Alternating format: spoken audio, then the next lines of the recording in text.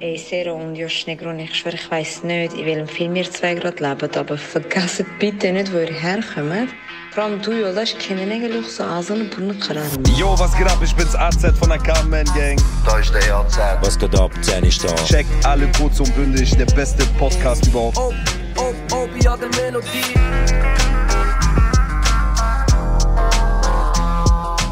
Okay, von wo kommen meine Seelenverwandte?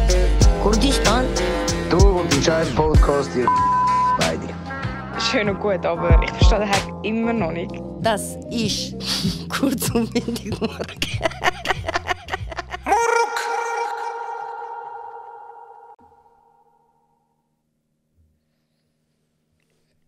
Bitteschön.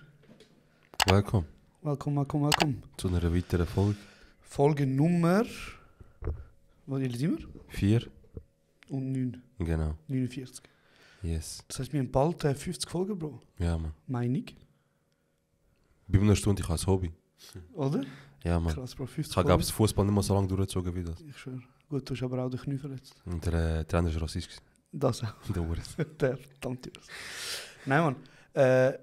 Ja, willkommen zurück zu einer neuen Folge. Der eine oder andere von uns zwei ist vielleicht ein bisschen besser drauf als letzte Woche. Ich bin top. Ja. Moti. Ich auch. Ja, es war so klar gewesen, aber ich habe Feedback bekommen von ein paar Leuten, Bro. Dass ich ein bisschen, wie soll ich das jetzt ausdrücken, ohne politisch inkorrekt sein. Sexy anständiger wird. Dass ich ein bisschen anstrengend war letzte Woche. Hey Bro, also unter uns, wir sind immer, wenn es um Brettspiele geht, immer angereizte Stimmung. Aber jetzt habt ihr mal live miterlebt, so, wie das sonst einmal ist, behind the scenes. Also, ich habe viel gehört von Leuten, dass ich mal ein bisschen oben runter kommen soll. Ich habe aber auch gehört, dass ihr ein bisschen gemein sind zu mir. Ich habe auch gehört, dass du ein schlechter Verlierer bist. Ja, das habe ich auch gehört. Wir haben alles Mögliche gehört. Ja. Aber hey, es gehört dazu. Und ich sage einfach, vielleicht in so 10, 15 Jahren, wenn es irgendwo mal wie der ZHW irgendwo einen Psychologie-Grundkurs gibt und Leute dann sagen, was ist Gaslighting 101? Vielleicht kann man... Vielleicht kennt ihr den einen oder anderen, den ihr vor 10, 15 Jahren mal im Podcast gesehen habt. Ja, vielleicht kann man eine neue Folge als Beispiel nehmen. Aber... Erstaunlich, wie ruhig ich geblieben bin, Bro. Ja. Und wie wenig ich persönlich geworden bin. Oder eigentlich so gut wie gar nie. Du bist perfekt, Bruder. Nein. Ich will nicht das anspielen. Ich würde mehr so sagen, so, Bro, wenn ich so vergleiche von früher. Ja.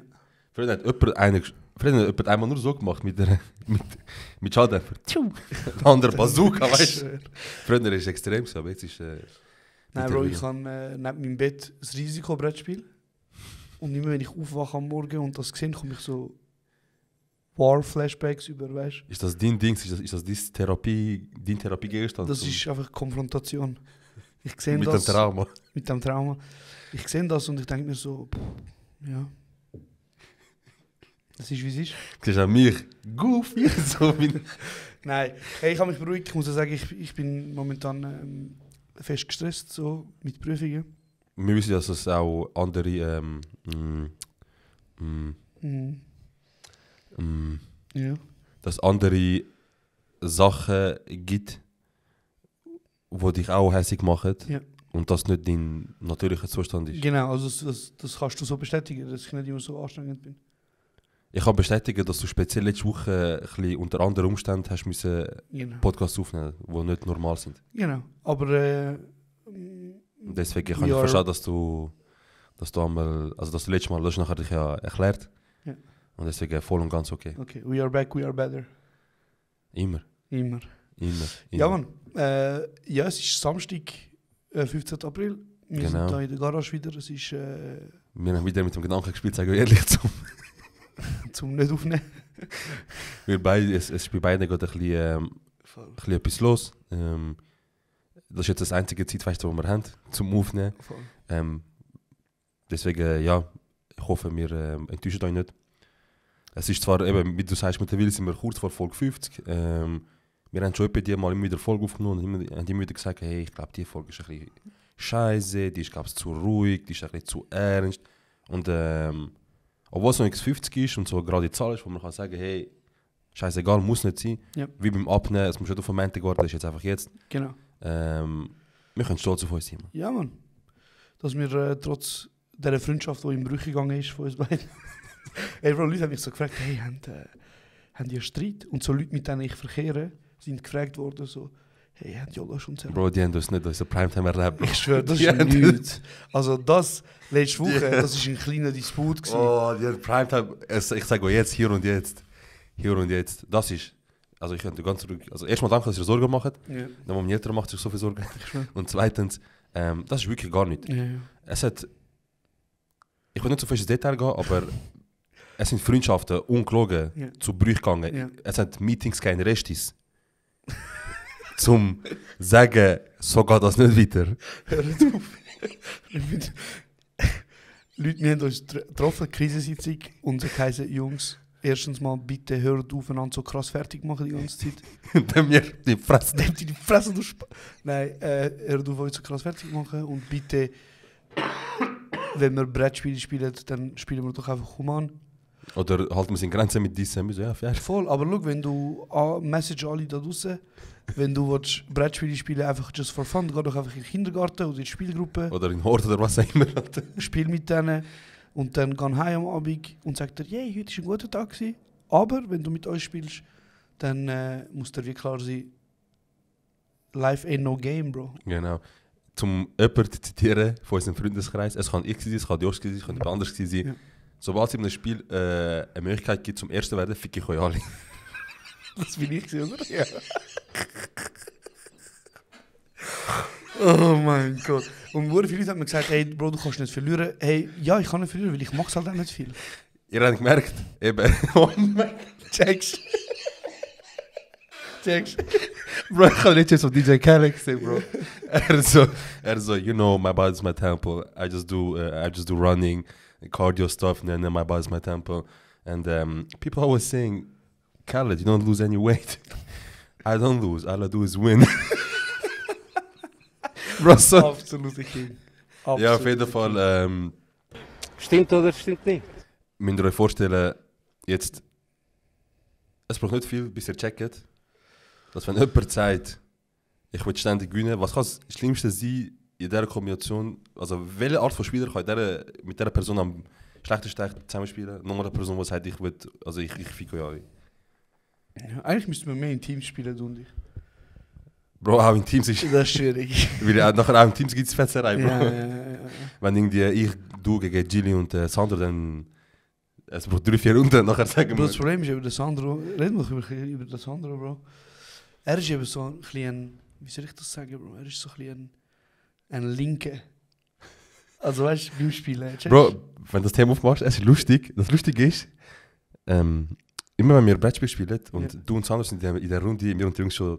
Ja, ich schwöre. It's about to go down. Bro, ich und Sandro kommen nicht klar, wenn es ums Spiel geht. Aber ich muss sagen, wo wir in St. Maurice waren, der Sandro war extrem ruhig. Er ist auch maximal happy, Bro. Checkst du nicht? Er ist extrem ruhig, Bro. Ich kann mich an die Zeit erinnern. Weißt du, wir hatten ja das UNO gehabt. Yeah. Also wir spielen ja UNO und wir haben ja unsere eigenen Regeln.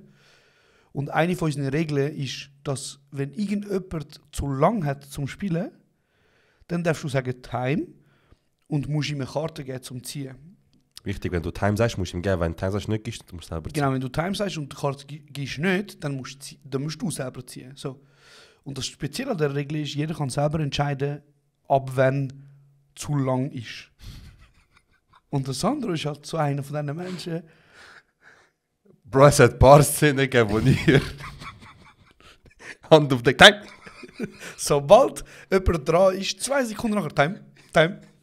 Nachher kommt Ja. Time. Das sind gottlose Zeiten gewesen. Ja, das ist Und, ganz ja. schlimm gewesen, ja. Aber es haben auch mega viele Leute gesagt, bitte streamt mal, wenn ihr zusammen... Das finde ich eigentlich eine lustige Idee. Hey Bro, es ist schon lustig, aber du musst dir überlegen, wie viele verschiedene Kameras es braucht. Ich hätte aber gemeint, dass, wenn wir schlau machen, würde mit 2 gehen.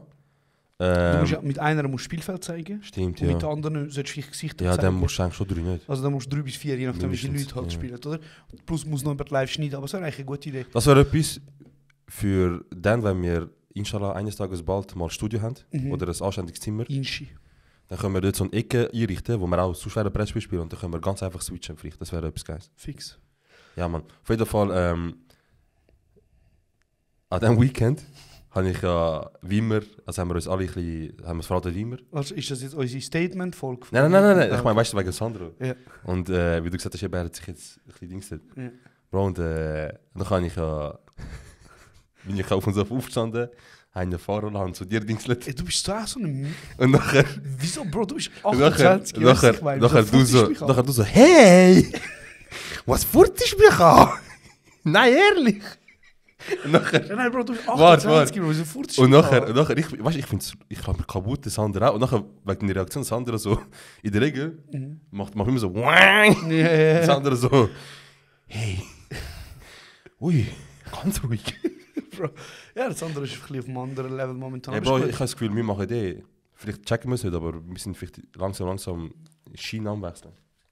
Verstehst du, so, wir sind langsam der Bahnhof am Verlauf, Ja. wo die Zeiten waren, wo alles lustig und Spaß war. Wir werden langsam ein bisschen erwachsen, Bro. Das ist Ja. auch schön. Hey Bro, spätestens mit 29 hoffe ich. Oder?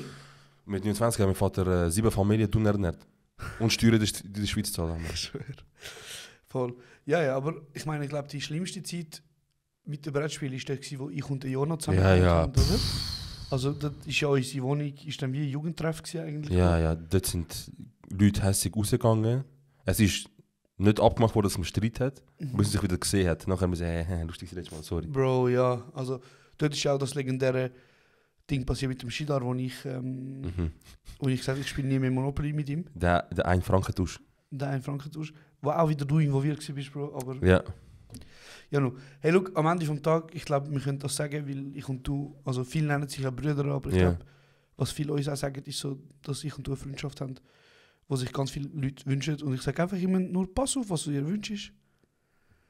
Wirklich, pass auf. Fertig, Punkt. Ich kann nicht. Nein, aber ich glaube im Fall, Pass auf. oh mein Gott. Chill. ehrenlos. Chill. Aber cool, dass du es kennst, Bro. Ja, Bro, ich... kennst du das, Hast du ein paar Fragen? wenn du so Videos siehst, wo du sagst, wichtig, Ja. Botschaft. Und dann Aber es finde bringt ich- dir nie ja, etwas. Ja, sicher nicht. Aber ich bin parat für den Moment. Ey, nein, aber was ich wollte sagen ist, ich glaube, du und ich haben eine Freundschaft, wo man wirklich kann sagen, wir sind Brüder, Bro. Also als wären wir wirklich an der gleichen Brust aufgewachsen. Weißt du, was ich meine? Ja, fix. Und Streit gehört dazu, Diskussionen gehören dazu. Mal ist der eine ein bisschen mühsamer, mal ist der andere ein Arschloch bei Brettspielen spielen. Gibt alles? Geht alles, Bro, geht alles. geht alles. Nein, Mann. Ja, voll. Und nächste Woche ist die 50. Folge. Weißt du, was nächste Woche für eine Folge ist? 50. Folge. Ja, wow, ja, genau. Wir gehen am, ich glaube, Mittwoch oder sonst. Ah ja, genau. Gehen wir an Cypher. Wir gehen an Cypher. Ich packe meine Beatbox-Skills aus und der Josh packt seinen 16er aus. Genau, und dann Rap Ich ich. kann alle auspacken. Ich kann alle einpacken am Cypher. Genau, und am Freitag, also am nächsten Tag, glaube ich, kommt der Alpi, das ist ein guter Freund von mir, der Produzent von SRF Bounce. Also für die gezahlt werden, um genau das machen, was wir machen. Genau, ungefähr. Interviews mit Rapper. Nein. Und er kommt vorbei und dann reden wir über den Cypher. Und weißt du, was ich mich am meisten freue, Bro? Was? Weißt du, wer unter anderem an dem Cypher auftritt? Ich kann jetzt ein paar Namen aufnehmen, aber ich weiß nicht, wer jetzt du speziell dich freust. Der Ding, Bro. Der Aha. wie ein Bär. Der Ich Julex. weiß, der Dings. Mein Koffer kann nur 0 mm ohne Übergang. Ja, genau. Genau, mein Coiffeur hat nach 10 Minuten keine Lust mehr gehabt zum Haarschneiden. Mein Koffer ist nach 2 Minuten abgeschoben worden. Nein, hey Bro, ich muss dir schnell sagen, ich habe auch viele Nachrichten bekommen und sie haben gesagt, hey, wieso hast du den Julex und so. Lass doch mal seinen Sound. Erstmal nein. Und zweitens, Bro, ich habe den Remix gehört von Wie ein Bär. Also, das heisst ja wie ein Vater auf Deutsch. Mit dem Manilio, Ja. Shoutout Manilio und mit dem Zen. Shoutout Zen. Shoutout Zen natürlich. Und Bro, der Track ist nicht schlecht. Aber ich muss wie nochmal sagen, wenn ich eine Person wie der Jule X hate, dann ist das nicht wegen seiner Kunst oder wegen seiner Musik, Weil ich habe sie eigentlich effektiv nicht gehört bis jetzt, der Song. Wo wirklich nicht schlecht ist. Es ist Daseinsstress. Seine ganze Präsenz. Ja. Voll. Statement zu dem. Und ich sehe ihn ja nächste Woche am Cypher. Und mal schauen. Vielleicht werde ich so... Ich komme mit der GoPro und nachher mache ich so Clickbait TikTok live, weißt du? Gegenüberstellung. Yoldaş, Julix treffen. Aufeinander treffen. Voll, Mann. Aber ja, jeder Hate ist... also jeder Hate ist eigentlich Promo, wenn du so willst. Außer bei ihm. Nein, vielleicht haben die jetzt ein paar Leute los und finden ihn gut. Das ist auch easy. Wieso machen wir gratis Promo, Bro? Bro, ich weiß nicht. Aber ich freue mich, ihn nächste Woche kennenlernen. Safe. Voll.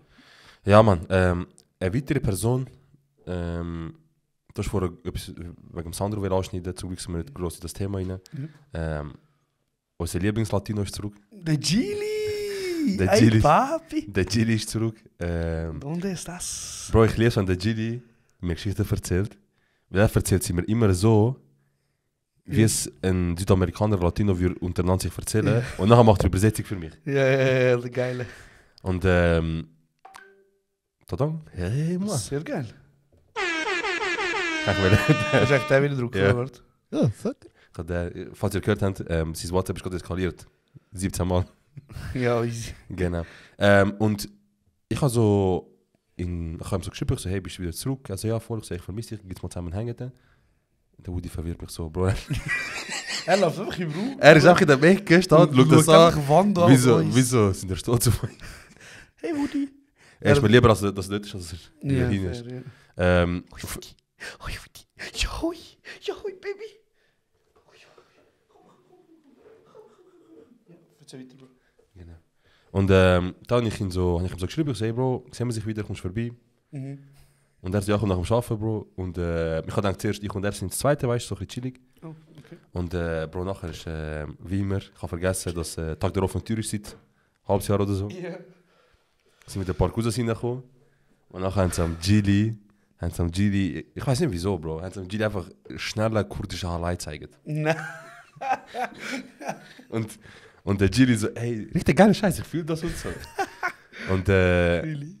ich habe gemerkt, Bro, ich weiß nicht wieso, aber es gibt so ein paar Lieder auf Kurdisch, Bro, wo Leute passieren, so Laute, Ja. wo wirklich sehr, sehr, sehr ähnlich sind wie indigene Völker, Bro, oder Ureinwohner von Mittel- und Südamerika. Zum Beispiel? Bro, so Geschreie und so. Also Aha. bei einem Lied hat so, hat sie einem nach der Chili so, Boys! Mach mal an! Aztek!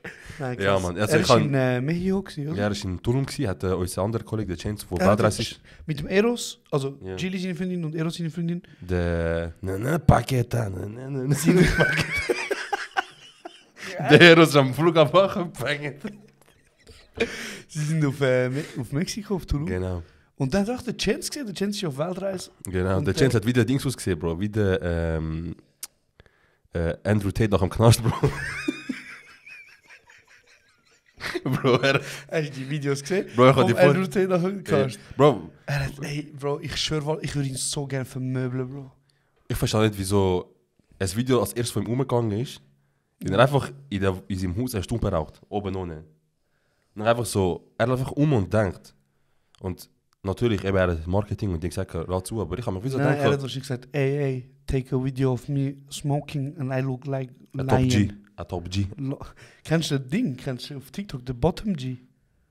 Nein. Bro, also Top G, eben heißt ja wie der größte G, Ja. aber in der, ich sage jetzt mal, im dominanten sexuellen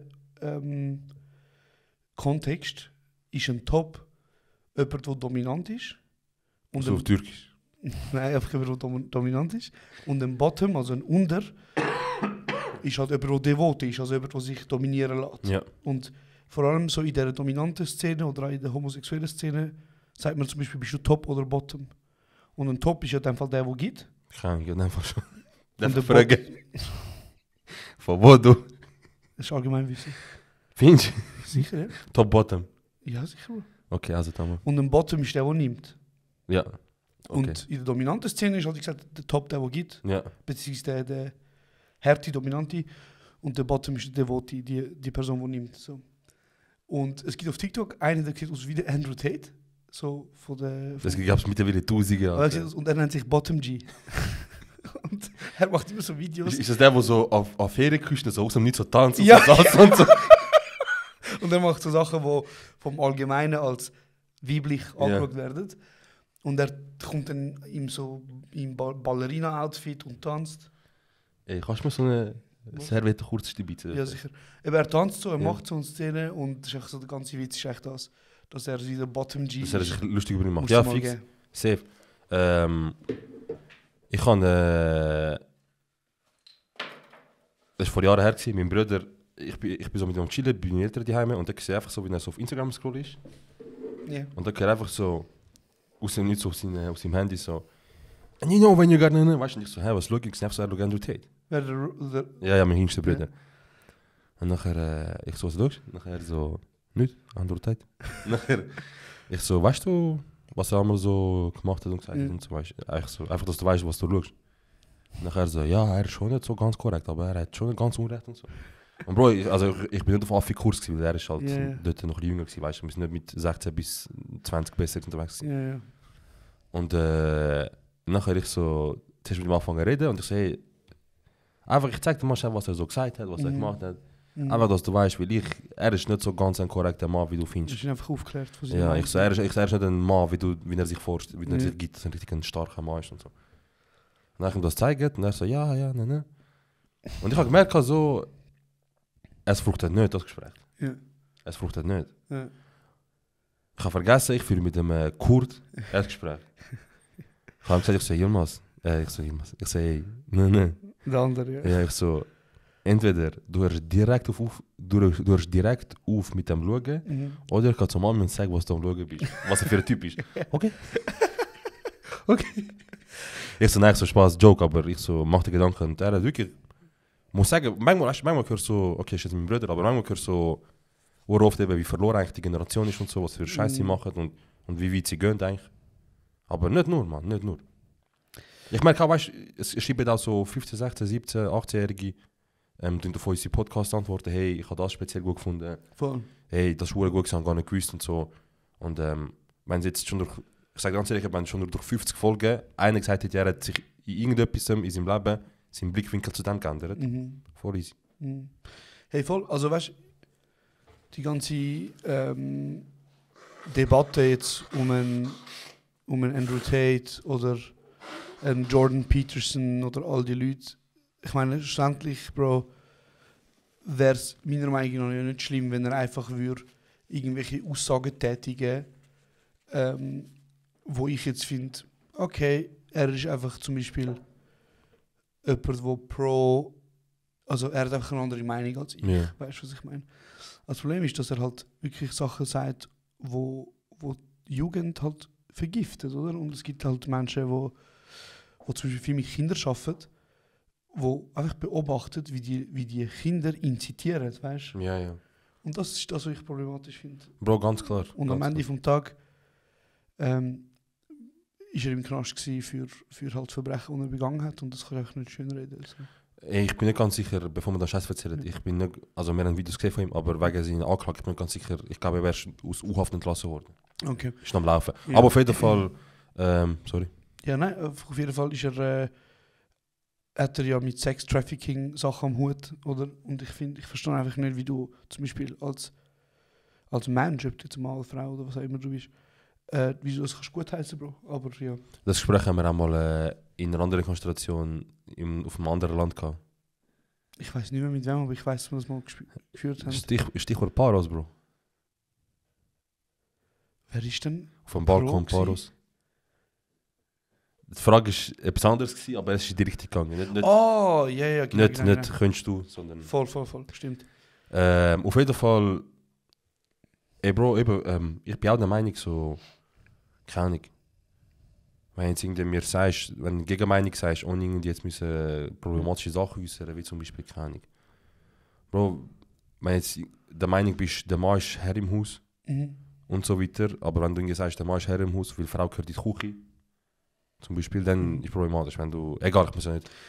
Nein, Bro, weißt du, was ich wollte sagen ist, eben, ich muss aufhören mit der Handbewegung, Mami. ich bin ja einer von diesen Verfechter, wo so sagt, dass man Kunst vom Künstler muss trennen. Und mit dem haben auch viele Leute das Problem. Ja, ist nicht so einfach, ja. Aber, also weißt du, so mit dieser Aussage, die ich tätige, haben viele Menschen das Problem. Aber ich finde so, zum Beispiel ein Jordan Peterson, der ist ein Professor und er ist auch bekannt dafür, dass er sehr problematische Aussagen macht. Zum Beispiel bei der ganzen Genderfrage, bei der ganzen einfach so alles. Zum Beispiel J.K. Rowling und so, nicht? Ja gut, J.K. Hat einfach ein paar Tweets rausgelassen, die transfeindlich sind. Aber genau, auch da wieder.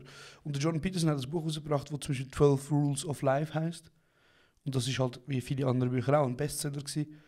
Und das war ein Buch gewesen, wo eigentlich ein Sachbuch ist, wo er Sachen erzählt, die ich sehr interessant finde. Und ich habe mit Leuten wirklich, also ich habe mit einer Person spezifisch sehr fest müssen streiten, wie ich das Buch gelesen habe, wie die Person gesagt hat, so, du kannst die Person nicht unterstützen. Weißt du, was ich meine? Ja, so, wenn du das Buch kaufst von dieser Person, dann unterstützt du sie. Oder? Und auch wenn ich jetzt mit diesen Meinungen nicht einverstanden bin, finde ich so, du kannst dich trotzdem educaten, weißt du? Ja. Ey, das ist jetzt so eine Frage, Bro, so Kunst vom Künstler trennen. Ich bin froh, bin ich ein Teil von der Diskussion. Ja, aber zum Beispiel hörst du Kanye West Lieder? Darf ich ehrlich sein? Ja. Ich habe gelikte Lieder, ja. Das zählt glaube ich auch schon dazu. Ja. Aber ich habe lange schon nicht mehr Kanye West gehört. Okay. Aber nicht weil ich nicht wegen mir, also einfach weil ich ja, aber zum Beispiel schaust du Harry Potter. Ja, safe. Gut, aber zum Beispiel J.K. Rowling steht ja im Disput, weil sie transfeindliche Tweets gemacht hat. Ja, genau. Und es gibt halt Menschen, die sagen, du darfst ihr Zeugs nicht mehr schauen wegen dem. Ja, voll. Weißt du, was ich meine? So. Und da bin ich einfach anderer Meinung, Bro. Ich finde so, eben die Kunst an sich musst du trennen von der Person. Und ich finde bei diesem Thema, jetzt speziell bei dem, finde ich, dass solltest auch in der Lage sein, um andere Meinungen hören, weil es ist halt vor allem, du weißt schon, du weißt viel besser als ich, wie krass Kunst kann verstanden werden und wo, also eigentlich die Grenzen von Kunst sind eigentlich nicht so, die definiert für sich wie jeder selber. Ja, voll. Hey, ja, ich glaube, wir haben die Diskussion schon mal geführt, ich habe es glaube dort schon mal gesagt, aber ich sage es nochmal so, es ist die gleiche Frage, wie wenn du das Bild anschaust und du das schön findest, es gefällt dir, es macht irgendetwas mit dir. Und nachher erfährst, dass es der Hitler gemalt hat, der ist ja ein Maler gewesen, so auch. Musst du es dann hässlich finden? Ja, sehr. Musst du dann scheiße finden, ja. weißt du, ich meine. Aber eben, ja. Ich meine, weißt du, vielleicht sind wir auch nicht direkt betroffen, aber zum Beispiel, wenn du jetzt das Bild würdest, oder wenn jetzt zum Beispiel der Erdogan ein Buch rausbringen und er schreibt theoretisch nichts über den Kurdenkonflikt, aber er schreibt einfach ein Buch, würdest du dann hässlich werden, wenn es jemand liest? Ey, Bro, er hat andere Sachen, die viel problematischer sind als das scheiß Buch, das er so braucht wahrscheinlich. Aber eben, das ist dann wiederum die Frage, oder, weil nach meiner Aussage müsste ich dann kein Problem damit haben, wenn jemand das Erdogan-Buch liest. Weißt du, was ich meine? Ja. Aber ja, zum Glück kann der dumme Bro, es ist unter dem Strich immer noch ein Buch. Ja, lieber durch das Buch lesen, als irgendwie, weiß ich nicht, auf Social Media gehen und Leute beleidigen aufgrund von ihrer Herkunft. Voll. Aber auf jeden Fall, was ich noch kurz habe, wegen Andrew Tate sagen, wo er in U-Haft war. Der hat ja Millionen von Follower. Der hat im Internet eine kranke Base, Bro. Ja. Ganz kranke Base. Viel wahrscheinlich unter 18, aber ja. Ja, und nachher ist er in U-Haft gekommen, Bro, und es ist, glaube ich, ein Zeit gegangen, bis so die ersten Reaktionen von der Öffentlichkeit gekommen sind. Ja. So vor allem von den Fanbases. Ja. Eins, wo scheint Werk ist, dass es auf Internet überall gepostet wird, weil es eben scheint krass ist. Bro, es hat so eine Demo nachher in Athen, so pro Andrew Tate, dass er aus dem Knast kommt. Ja. Bro, ich habe das, also wenn ich jetzt lüge, da ist ein Boxsack. Gott sei Dank mit seiner Macht, der Boxsack direkt auf mein Gesicht. Und mit in der Altstadt von Athen, hörst du so Free Tate, Free Tate. Ich schwöre auf alles, wenn einer von denen älter als 18 ist, jetzt sofort. Ich sag, komm, mach 3 Monate. Bro, ich habe dort so Kinder gesehen, ich habe gedacht, das könnte mein Cousin sein. Wirklich, das könnte mein Cousin sein, das könnte mein kleiner Bruder sein, was auch immer, Bro. Und ich meine, okay, als Eltern ist es immer so schwierig zum wissen, was ihn so macht. Normal, du willst ja nicht Kontrollfreak sein. Ich schon, wo sind deine Eltern, Bro? Bro, ich meine, ich werde wahrscheinlich in der Generation sein, wo ich mit den gleichen Tools, mit den gleichen Socials aufwachsen werde wie meine Kinder wahrscheinlich. Also unsere Eltern haben eine Option, verpisst euch Facebook zum Beispiel. Und bei uns wird, weil wir halt von der Generation sind von Digitalisierung, wird wahrscheinlich das bei uns so sein. Und Bro, wenn ich daheim bin, 40, mein Sohn kommt heim am 10, 11 Uhr Abend und ich gehe auf, was haben wir denn Indisch, scrollen und ich sehe meinen Sohn dort irgendeinen Free Namen schreien, bei Gott. Bro, Hausarrest und das, was meine Eltern, das, was ich erlebt habe, das ist nichts. Ja, ich schwöre. Bro, ich mach Sachen mit ihm, also ich mach Sachen mit seiner Psyche, dass jemand kommt und sagt, ich mache eine Netflix-Serie aus dem. Bro, stell dir mal, du bist so daheim, dein Kind kommt heim mit so roten Augen und fragst ihn so, wo bist du gewesen? Dann sagt ich habe gekifft. Du verdammte Lügner, du bist an der Andrew Tate Demo gewesen, gell? Hast du Tränengas bekommen, du kleine Wichser. Doch in die Pussy. Nein, Mann. Gute Frage, was würdest du machen, wenn Wenn ich ein Kind hat und es hat Rechtsgedankengut, oder? Nein, aber sagen wir zum Beispiel, du fängst an, also sagen wir, es kommt mit 15 heim mit roten Augen. Was machst du? Hey Bro, meine Mutter hat mir immer gesagt, egal was du machst, ob es jetzt Drogen sind, Frauen, oder, nein, ob es Drogen, Frauen, was auch immer, Alkohol, egal was du machst, machst du daheim. Ich will, dass du safe bist. So, und ich will, dass wir darüber reden können. Und ich habe noch nie ein Drogenproblem gehabt. Ja. Ich habe noch nie ein Alkoholproblem gehabt. Das einzige Problem, das ich hatte. Und Bro, meine Mutter ist mir immer auf Augenhöhe begegnet. Und das hat mir wirklich geholfen.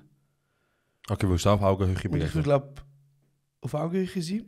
Aber zum Beispiel, es gibt eine Situation, wo ich von einer Familie, die ich kenne, wo zum Beispiel die Kinder im jungen Alter einfach halt reinrauchen. Und die ältere Person, die weiß das und die sagt auch, ey, schau, mach's einfach daheim, aber die Kinder gehen trotzdem raus und halt verjanken sich irgendwo und kommen voll drauf heim. Das ist eben das Risiko nicht, wenn du so auf gleiche Augenhöhe begegnest, dass vielleicht das Kind das zu locker und Dings kann nehmen und sagen, jetzt darf ich ja. Aber darum bin ich der Meinung, dass wenn du einem Kind auf Augenhöhe begegnest, dann heisst das ja, du siehst dich und ihn zum Beispiel als gleich weit. Das heisst aber auch alterstechnisch.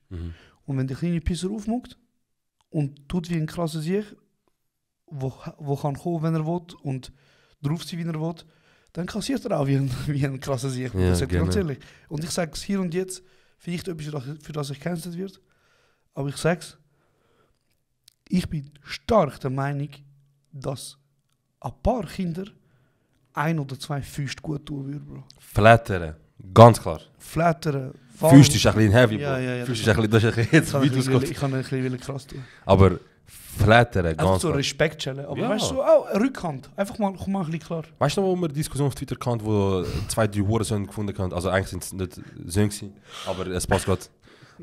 Wo das Gefühl hatten, sie müssen mitdiskutieren und ihre Fresse aufmachen und uns mitteilen, wie wir damit umgehen, Ja. dass Wie Leute in unserem Kulturkreis vielleicht ihre Kinder geschlagen haben. Wie wir psychologisch geschädigt sind, wie wir ein paar Flatter bekommen haben und gleichzeitig sind das die haben müssen am 6 Uhr ins Zimmer gehen und nicht haben dürfen essen, weil sie einmal zu laut waren. Bro, wir sind die psychologisch geschädigt sind, weil wir mal hier und da mal Flatter kassiert haben. Sie sind aber die mit 19 gewesen, mit 7 Stiefschwestern und 8 Stiefbrüder oder so, man, aus 7 Ehen, Alter. Und ich kenne ein paar von denen, die keine Flatter kassiert haben, Wo ganz klar gut hätte. die sehr gut hätten. Und Bro, ich weiß auch nicht. Egal, Bro, gehen wir nicht zu weit drauf ein, weil sonst werden 1, 2 Daddy-Issues aktiviert. Nein, Bro, ich würde nur selber etwas sagen, das ist interessant, aber wir machen ja nicht jetzt namentlich irgendwelche Leute. Also weißt du, Bro, grundsätzlich, ich meine natürlich, ist jede Form von Abuse, ob das jetzt mit Wort, mental oder mit physisch ist, scheiße. Ja. Aber wenn mein Kind wirklich eskaliert und ich muss entscheiden zwischen das Kind ins Zimmer schicken ohne zur Nacht oder einfach mal eine fette Flatter zum Essen geben. Bro, also es gibt nichts krasseres, Ja. als wenn du im Supermarkt bist, im Aldi, Lidl, Coop, Migros, du so einen kleinen Hurensohn schreien hörst. Ja, und dann hörst du einfach. du kannst entweder der oder der. Hey! Und nachher nachher ist ruhig. Nachher ist ruhig. Letzte, ich schwöre, letzte, höre ich jemanden im Laden. Höre ich im Laden. So, jetzt. Sarah ist jetzt fertig. Geht auf den Boden mit den Füßen. Ganze Programm. Nein, kommst nicht über. So, ich gehe jetzt einfach. Nein, also sag am liebsten. Und nachher geht sie so 3-4 Meter hinter, so in der Hoffnung, dass das Kind kommt mit. Und nachher muss einfach über 4 Meter kommunizieren. Sie hat gemerkt, sie kommt nicht mit, das Kind bleibt vom Boden. So, Sarah, komm jetzt. Wir gehen, das kommst nicht über. Bro, meinst du, ich will mein Gesicht verlieren von den allen? Warte. Ich will einmal so machen. Hey.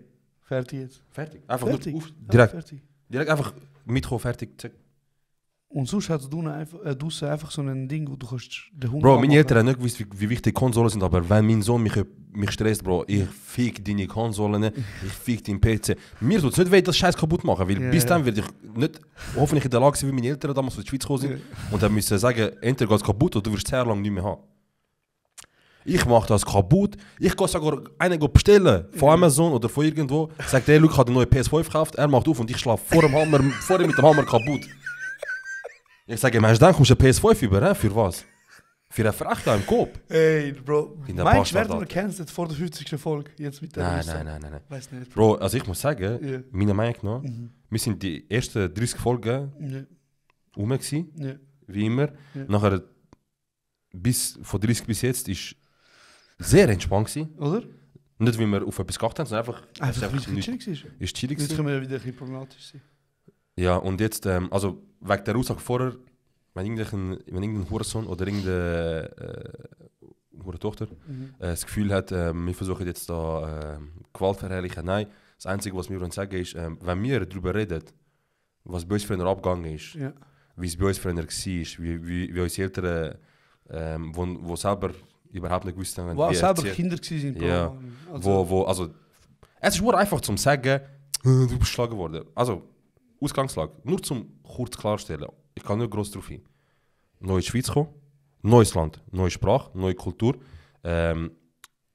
Vergiss nicht, das sind Kurden aus den Dörfern, die sind nicht von Istanbul gekommen. Ja, man.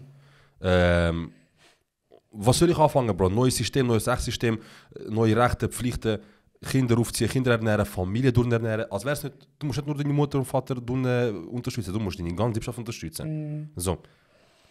Und dann kommen wir Leute, wo das einzige Problem ist, ob sie ihre scheiß Mikrotrotti zu Ostern bekommen oder nicht. Und wenn wir sagen, so, das, was du erlebt hast, ist nicht in Ordnung. Gib deine Fresse, du Spaß. Wenn ich dir erzähle von meiner Vergangenheit und du siehst, ich erzähle offensichtlich ganz normal darüber, ich lache, es ist lustig oder es ist ein normales Gespräch, ohne überhaupt Humor. Das Letzte, was du machen musst, ist mir sagen, was okay war und was nicht, was mir falsch, was richtig gemacht hat. Meine Eltern haben alles, wie es gelaufen ist, jetzt von A bis Z richtig gemacht. Sie haben es nicht besser machen. Sag jetzt. Also ich finde schon, also zum Beispiel, ich liebe meine Mutter über alles. Und jetzt so, wenn ich zurückschaue, weißt du, Bro, ich bin schon in Verhältnis aufgewachsen, wo man hätte können besser lösen können. Weißt du, was ich meine? Also ich finde, meine Mutter hat schon ihre Fehler gemacht.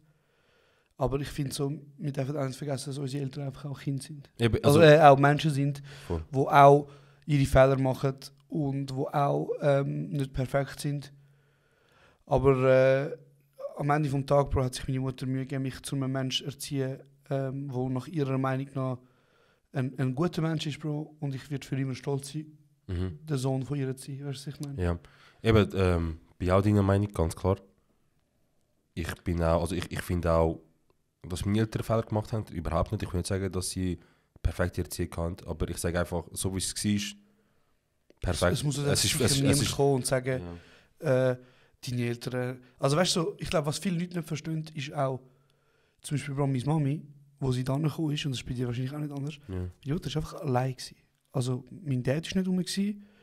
Wir haben nicht, das checken viele Leute nicht, Bro, wir haben nicht Grosseltern da gehabt, die aufs Kind haben können schauen. Bro, ja. Weißt du, wie viele Leute ich kenne, die jetzt älter werden, die fix, zum Beispiel, einen Tag geben sie der Mutter von der Frau Ja, voll. und einen Tag geben sie der Mutter vom Mann oder dem Vater, was auch immer. Und das heisst, von 7 Tagen hast du schon mal 2 Tage, wo du nicht mit dem Kind bist, wo du kannst arbeiten. Weißt du, wie wertvoll ist es, mal mit Menschen reden, die nicht Gugu Gaga sagen. Weißt du, was ich meine? Ja. So, die nicht Babys sind, Bro. Und meine Mami hat fucking 3 Jobs gehabt und hat mich müssen erziehen. Und dann bin ich halt jeden Tag bis um 7 Uhr im Hort gewesen und bin nachher 3 Stunden allein daheim, bis meine Mami heimgekommen ist. Nicht optimal, weißt du, was ich meine? Aber was Aber es willst du kann machen? nicht anders, fertig. Es, Was kann willst nicht du machen, Bro? es muss funktionieren, ganz klar. Deswegen sage ich, meine Eltern haben auch viele Fehler gemacht, aber jetzt, wenn ich so stehe, mit 28, bald 29, sage ich, sie haben es perfekt gemacht. So, sie hätten es sicher besser machen können, sie hätten sicher weniger Fehler machen, aber so wie sie es gemacht haben, sie haben das gemacht, was sie in der Lage, was sie so möglich haben. Mit all den Möglichkeiten und mit dem, was sie in der Lage waren, haben sie einfach das Beste gemacht und natürlich mit Fehlern, wie du sagst, sie sind selber auch Kinder gewesen, aber auch sie haben daraus gelernt, auch ich habe daraus gelernt und ja, Bro, also ich bin absolut zufrieden mit meiner Erziehung und ich muss auch sagen, so, ich bin absolut ein Familienmensch, zum Beispiel einer von meinen grössten Träumen, wenn nicht mein grösster eigentlich ist es mein grösster, Familienvater werden, Familie haben. Ich will unbedingt eine Familie haben. Und das ist kein Angriff von dich, aber für mich, ich könnte 365 Tage lang, 24 Stunden, ich könnte Gugu Gaga reden mit ihm. Wenn mein Fleisch und Blut ist, Bro. Ja, also, ich red mit dem Gugu Gaga, bis er etwas anderes sagt. also ich glaube, wir dürfen nicht unterschätzen, wie viel Arbeit das ist. Weißt, so, Normal ich ist meine, sehr viel die Arbeit. meisten, es ist ja immer noch so, dass die meisten Frauen zum Beispiel prozentual mehr daheim arbeiten, Ja. also mehr die Care-Arbeit machen Genau. als Männer, oder? Ich meine, und Bro, ich glaube einfach, dass wenn du zum Beispiel 50% schaffst, das heisst, du bist 2,5 bis 3 Tage pro Woche unter Menschen, die normal, also das ist mit denen du eine normale Konversation kannst führen und die auch eigenständig sind, es macht so viel aus. Also weißt, es ist nicht unbedingt ein Vergleich, aber Bro, ich merke es einfach an Woody zum Beispiel, oder? Wie das ist ein Wesen, das 100% von meiner Aufmerksamkeit braucht. Also wahrscheinlich viel weniger als das Kind, aber immer noch, weißt, ich muss schauen, dass er aufs WC geht, ich muss schauen, dass er isst, ich muss schauen, ob es ihm gut geht. Regelmäßig ist er zufrieden, rausgehen. regelmäßig raus, weißt, und das braucht einfach Zeit und dein ganze Leben musst du nach dem koordinieren, oder? Safe. Und ich respektiere mega fest, dass du sagst, ich will Kind eines Tages und ich will eine Familie eines Tages, Ja. weil du bist auch aufgewachsen mit einer Familie. Also weißt, Ja, so, fix, safe. du hast 2 Geschwister gehabt, ihr habt jeden Abend möglich gewesen, zusammen zu Nacht gegessen und. Und ich habe mir, es ist nicht so, dass ich kein Kind will, sondern ich will einfach, wenn ich Kind habe, will ich einfach können, es alles bieten. Safe. Eben, das ist so. Dein Blickwinkel ist richtig, mein auch. Ich finde also es gibt keinen falschen. Also auch. Das Einzige, was ich diskutieren muss, ist, wenn Leute sagen, sie wollen keine Kinder haben, aus dem Grund, dass es zu teuer ist. Dann triggert es ein bisschen und sage ich mir, wieso, Bruder, dann kommen wir jetzt mit so Zahlen. Ja, hast du gewusst, das Kind kostet im Schnitt 1 Viertelmillion. Und dann denke ich mir, Alter, weißt du, so, in dem Fall sind meine Eltern als Millionäre in die Schweiz geflüchtet und dann haben sie durchgegeben und jetzt geben wir 750'000 Stutz aus. Ja, weißt du, ich meine, Bro, du musst dir vorstellen, wenn du in der Schweiz, wenn du da aufgewachsen bist, sagen wir mal, du hast einen mittleren Job, so irgendwo, dann verdienst du Von der wahrscheinlich Mittelschicht so, einfach, ja. Mittelschicht, dann verdienst du, glaube ich, etwa so 7'000 Stutz, oder? 6'000, 7'000, je nachdem, vielleicht So. auch 5, wo du auffahrst oder wo du es schaffst. Ja. Aber sagen wir mal, du bist so 40, Ja, du verdienst, sagen wir 6. ja, Dein Partner, deine Partnerin verdient auch nochmal 6. ja. Nachher verdienst du 12'000 Stutz im Monat, Bro. Dann kommt die Heiratsstrafe. Aber dann heiratest du, darum heiratest du einfach nicht, Bro. Aber stell dir vor, du verdienst deine 12.000 und du hast kein Kind. Bro, dann gehst du halt, also weißt du, das finde ich auch easy, Bro. Dann gehst du Safe. halt 10'000 Mal, sorry, dann gehst du halt immer in die Ferien und machst deinen Scheiß und so. Aber Respektiere ich voll und Das ganz. Schlimmste, was du machen kannst, ist einfach Kind haben und nachher merken, oh, ich habe doch keinen Bock. Ja. Shout out, Papi. So, als wär's so. wie alle weisse Leute, die Corona-Pandemie angefangen haben und das Gefühl haben, sie müssen sich einen Hund holen. Den Nur zum, Hund zulegen, Alter. nur zum nach 3 Und Wochen jetzt sind zum die Heimgehen. verdammten Hundeheim voll. Nur zum nach 3 Wochen zurück und sagen, hey, es war Kurzschluss gewesen, ich kann doch nicht checken, dass so krass schwierig könnte sein. Ja, auf jeden Fall. Ey, Bro, ich habe zum Beispiel mal mit einer Berufslehrerin geredet. Mhm. Und sie hat gesagt, sie so, hey, das Leben, das ich und mein Mann haben, zu zweit, ist wunderschön. Und sie sind so auf die 50 und sie so, hey, look, wir sind beide zum guten Glück so der Meinung, Kind weniger. Und deswegen einfach unser ganzes Geld halt für uns ausgeben. Bro, die haben irgendwann ein Ferienhaus in der Schweiz. Die gehen sicher so einmal im Jahr segeln. Ja. Die gehen fett, also sie gehen einmal segeln, dann gehen sie einmal fett Ferien machen zum Entspannen. Dann gehen sie in die Berge, wo sie ihr Haus haben, Bro.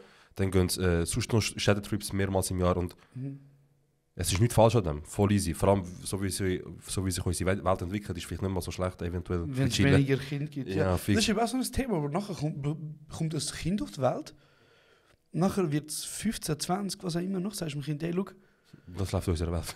meine Generation vor mir hat die Welt gefickt, unsere Generation hat nochmal 3 gehauen, der gute Double Penetration, Bro. Ja, genau. Und jetzt da, nimm das kaputte. Und versuche etwas daraus zu machen. So, versuch jetzt etwas daraus zu machen. Wenn nicht, dann, ich habe dich auf Weg gesetzt, so, ich habe Lust gehabt, dass du da bist und wenn nicht, dann keine Ahnung. Bro, ich sag dir ganz ehrlich, Alter, so die Zahlen, die ich höre in 20 Jahren, dort kein Fisch mehr, Gletscher sind am Schmelzen. Bro, du hast letztens gesehen, wir sind auf, wo wir Samarit gefahren sind. Ja. Der See, Mann. Der See, Bruder. Du hast so klar gesehen, wie hoch der mal war. Also weißt du, Bro, wir sind momentan so exzessiv am Leben, Bro, mit unseren 40 Stutz Ryanair-Flügen auf Lissabon und London für 30 Stutz und was weiß ich für Scheiß. Wir sind das Klima ja richtig am Gangbangen. Sicher. Absolut. Aber, Bro, 70-80% vom ganzen CO2 kommt immer noch von den grossen Firmen. Ja, 100%, Bro, das ist nicht das Ding. Also weißt du, so, Ich bin bei dir, wir müssen bei uns anfangen, aber ich habe letztens angefangen, so einen interessanten Artikel zu lesen und dann noch das Video dazu, weil das Video hat es besser erklärt als Artikel. ja. Hast du gewusst, dass der ökologische Fußabdruck Ja. von der Benzin-Öl-Lobby kommt? Hey. Die Hurensohn. Die haben im Fall auch, also die ganze BP und so, Ja. die sind auch voll in ganze, also arabischer Frühling und so, weißt du, sind voll in das drin involviert gewesen, um irgendwelche Lieder und gutherzige, zum Beispiel, ich glaube, für den Tod vom einen tunesischen Präsident und so, was also wir sind jetzt wieder so Aber einfach zum dir zeigen. Aber du willst einfach erklären, so, was die gemacht haben, ja. Genau, also BP ist voll involviert gewesen in Ermordung von irgendwelchen World Leaders. Und da fragst du dich, Bruder, was hat so einen verfickten Huren Benzin? Bro, 1950 oder 60, vielleicht sogar 70, haben sie die erste Studie überhaupt gemacht zum Klimawandel. Und zwar alles Mögliche. Wie ist der Stand jetzt? Wie war er vor Jahren? Welche Richtung gehen wir? Wie entwickeln wir uns? Wenn wir so weitermachen, wohin geht es? Ja. Das juckt einfach nicht. So, und jedes Diagramm 1950, 1960 oder 1970, wenn das erste Mal überhaupt gemacht wurde, ist immer so. Es ist so, jetzt sind wir so und dann geht es so. Ja, also das voll zeigt. Weißt du, wer hat die ersten paar Studien gemacht? Wer? Öl-Lobby, BP, Shell und so weiter. Die haben die so Öl, wenn wir so weitermachen, ficken wir. Also unser Planet. Die so, ja, wir ficken den, aber wir müssen nicht wissen, die Leute. Und nachher haben sie angefangen mit dem ökologischen Fußabdruck. Du kannst jetzt ganz einfach schauen, was du isst, wie du unterwegs bist, wie du arbeiten gehst, wie oft du in die Ferien gehst. Du kannst alles eingeben. Nachher sagt dir irgendeine Webseite, hey, du tust so und so viel CO2 pro Jahr rausgeben. Das ist problematisch. Und all das, ökologischer Fußabdruck, wie viel du CO2 ausstoßt pro Jahr, das war ein fettes Marketing von den Öllobbyisten. Du kannst bis heute immer noch, wenn wir glauben, gönnt BP, gönnt Shell, sucht auf Google BP, Shell, ökologischer Fußabdruck. Die haben auf ihrer eigenen Webseite sogar einen Rechner. So dreist sind die. Das ist wie wenn du, was soll ich das sagen? Das ist ein bisschen Greenwashing. Ja, das ist ganz klar Greenwashing. Das ist wie wenn du zum Beispiel, weiß ich nicht, Bro, wie wenn all die Fastfood, das ist wie wenn Mac, BK, all die Fastfood-Ketten in Amerika, die zum grossen Teil verantwortlich sind für Übergewicht, auf das Mal jetzt auf ihrer Webseite Dings anbieten, Diätplan. Ja, sie haben ja auf ihren Apps, kannst du nachschauen, wie viele Kalorien das hat und so. Eben, und deswegen ist so, ich habe das gesehen und ich so, Alter, weißt du, wie ich drauf komme? Es ist ja so ein Pakt jetzt abgeschlossen worden, so, in Alaska. Es ist so ein grusiger Pakt. Nein, sogar noch grusiger, Bro. Bei dem hat niemand aufgegeben. Bis jetzt. Biden, seine Regierung, hat irgendwie zulassen, dass man jetzt in Alaska gehen, Öl pumpen und so weiter. So das letzte, eines der wenigen Stückchen Natur, das noch unberührt ist, weißt du? Wo aber am ehesten von Klimawandel betroffen ist und direkt, weißt du, so wegen Eisschmelzen und so. Und nachher habe ich so mich reingelesen und nachher kommt so jemand so, hey, hört auf. Jemand so, hey, hört auf die ganze Zeit die Regierung Schuld geben, dass sie das freigegeben haben. Tun doch einfach ein bisschen auf euren eigenen ökologischen Fußabdruck schauen, dann kommt das schon gut mit unserer Welt.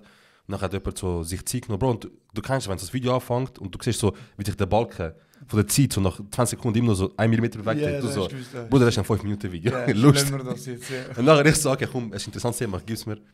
Und dort hat er mir so ein bisschen erklärt. Und zu mir verteidigen, ich habe nachher weiter gegoogelt, ich habe nicht eine Quelle geglaubt, ich habe wieder gegoogelt und die Huren sind, die ficken uns. Ich schwöre auf alles, die ficken uns. Aber weißt du, wir machen uns ja immer lustig über die White Gimme Girls, wo nicht mehr fliegen, sondern mit dem Zug jetzt auf Berlin gehen und was weiß ich für Scheiß. Ich mache mich nicht lustig über dich. Ich finde die geile Sache.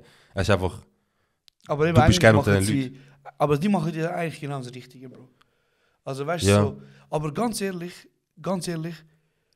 so gebt euch doch ein bisschen Mühe und macht mal zum Beispiel. Weißt du, was eine Zugfahrt von da auf Berlin und zurück kostet? Oh, Bro, fang nicht an, Bro. Ich glaube, ich muss meinen Bankberater anrufen und Kredit aufnehmen oder so. Bro, 300 Stutz. Für hier und zurück. Bro, UBS ist so, wir bleiben die Fahrt. Bro, 300 Stutz, das heisst 16 Stunden Fahrt. 300 Stutz. Darf ich einen Vergleich machen? Dann kannst du weiterreden. Sie haben einen Vergleich gemacht zu dem Thema, was lustig ist. Zürich, Genf, ÖV und Flug. Mit dem Flug Zürich, Genf und zurück hat es, glaube ich, 90 Stutz gekostet. Mit dem Zug 180. Das ist genau, was ich sage, Bro. Und ich meine, für einen guten Flug findest du vielleicht... also, das sind jetzt... Ich habe jetzt Preise angeschaut für nächste Woche zum Beispiel. Gleiche Preise mit dem Flug 250 Stutz. Also, willst du mir sagen, es muss so teuer sein zum Zug fahren? Wenn ein verdammter tonnenschweres Ding kann fliegen und das braucht... Also, weißt du? Also, eben, die Rechnung geht nicht auf. SBB kann man nicht kommen und sagen, das und das und das und das ist teurer geworden, deswegen gehen wir am Ankommen. Auf der ganzen Welt wird alles teurer. Aber kein Swiss-Kunde sagt mir, jetzt hast du jetzt Berlin hin und zurück 700 Stutz. Auch Bro, auch Zug fahren. Zürich, hin und zurück. Ohne Halbtags. Bro, ich habe jetzt, weil ich da hingekommen bin, habe ich jetzt eine Tageskarte gelöst, 24 Stunden. Nein, ich habe eine Tageskarte gelöst für, ich muss nachher auf Zürich. Ne? Ja. Bro, heute kann ich wirklich ein bisschen profitieren von dem. Ich bin jetzt zu dir gekommen, gehe nachher auf die Stadt, fahre nachher auf Zürich, komme von Zürich zurück und so. Aber sonst 26 Stutz. Ja. Und dann fragst du, wieso ich jeden Tag mit dem Auto in die Schule gehe? Sie gehen mit den GA-Preisen jetzt uhr. Ah nein, warte, sie gehen, glaube ich, sie gehen wieder mit der Preis uhr auf Anfang Jahr, auf nächstes Jahr. Außer Einzelbillett, so Leute, die wirklich Billettscheine am Automat kaufen und so. Ja. Die nicht, aber ich verstehe einfach nicht, G. Ich verstehe einfach nicht, Bro, wie... Eines der Themen bei SBB ist zum Beispiel, dass sie einfach nicht genug Lokführer haben. Ja. Das Problem besteht seit Jahren und sie haben es so weit gebracht, dass es so weit gekommen, dass sie müssen in Holland irgendetwas mit einer Firma zusammenarbeiten. Die Leute müssen sich in Holland einarbeiten, können in die Schweiz und fangen in der Schweiz an arbeiten. Also, Bro, einen Beruf attraktiv behalten und einen Beruf interessant behalten, liegt doch am Verband. Liegt doch am Beruf, also liegt doch an den Leuten, die den Beruf... Und wenn du merkst, dass die Leute runtergehen, was du kannst machen, einfach nicht. Nein, einfach alles teurer machen. Ja, erst will so, ja, krank, dann machen wir einfach alles teurer. Nachher ist so, fuck, wir haben zu wenig Leute, die Zug fahren, wir haben zu wenig Lokführer, mit der Preis gehen und ja, stimmt, wir müssen noch Bonus zahlen von Millionen CSLs grüßen. Ja, easy. Ja. Hey, Bro, es war eine wilde Folge, weil wir haben jetzt... wir können die Folge Beyblade nennen, weil... wir haben wirklich...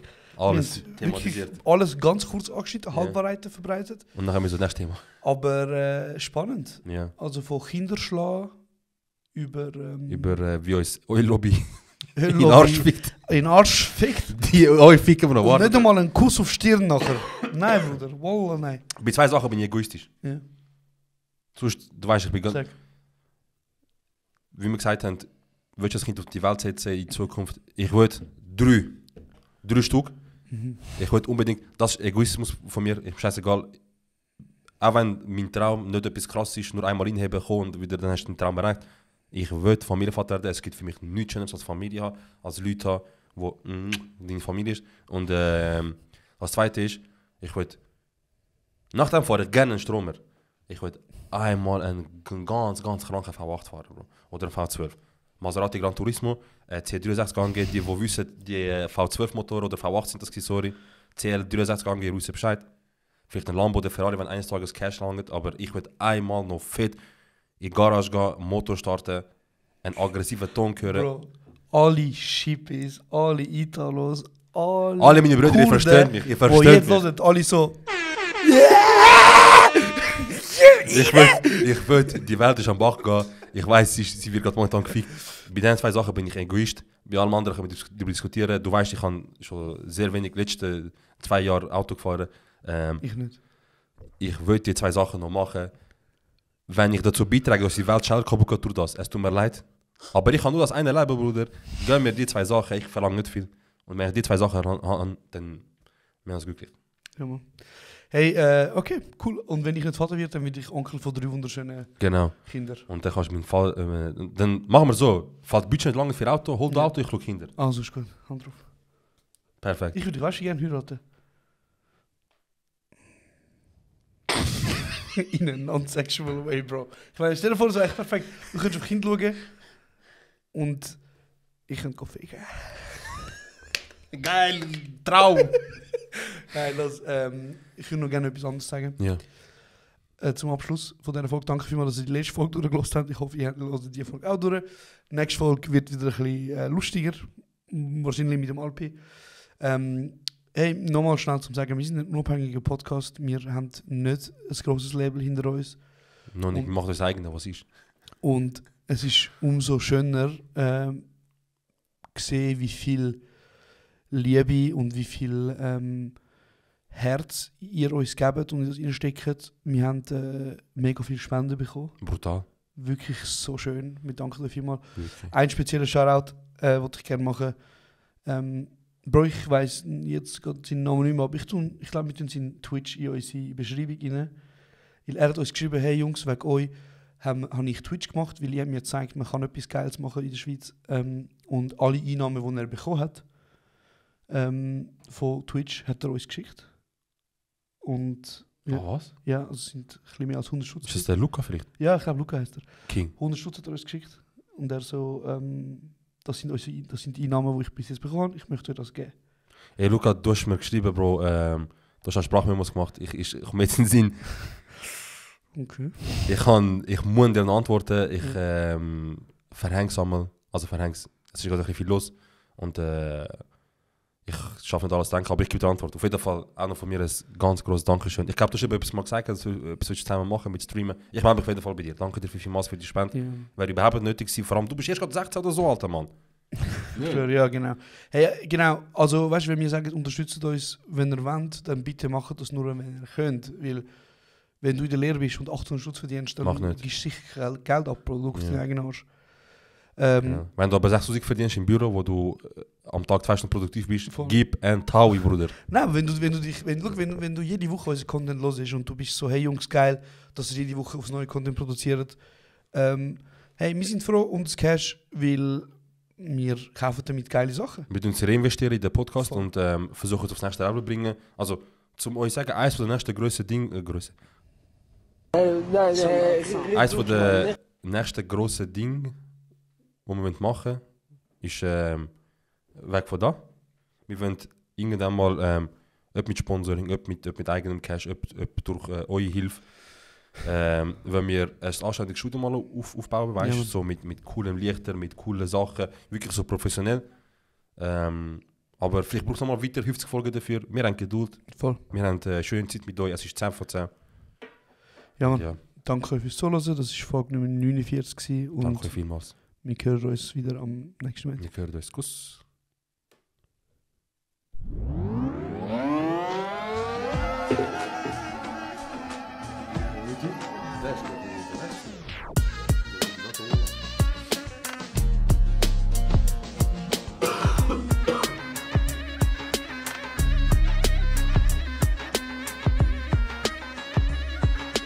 Das ist kurz und